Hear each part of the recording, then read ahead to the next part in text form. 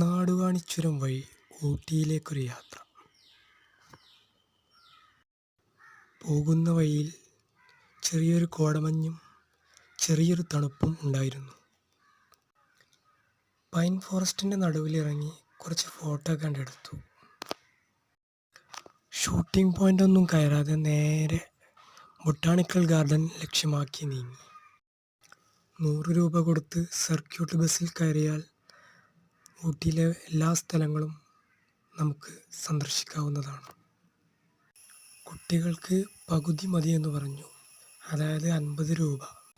അങ്ങനെ botanical garden, boat തടാകം എന്നിവ സന്ദർശിച്ചു. നമ്മുടെ വണ്ടിയുടെ അടുത്തേക്ക് ചെല്ലാൻ വേണ്ടി സർക്യൂട്ട് ബസ് വീണ്ടും കാത്തു നിൽക്കണം. ഒരുപാട് നേരം കാത്തു നിന്നു. ഒരു ബസ് വന്നു. അതിൽ കയറി വീട്ടിലേക്ക് പോകാനുള്ള തിരക്കിലായി. പോകുന്ന വഴി ഷൂട്ടിംഗ് പോയിന്റിൽ കയറാലോ എന്ന് കരുതി അവിടെ ചെന്നപ്പോൾ ക്ലോസിംഗ് ടൈം ആയിരുന്നു.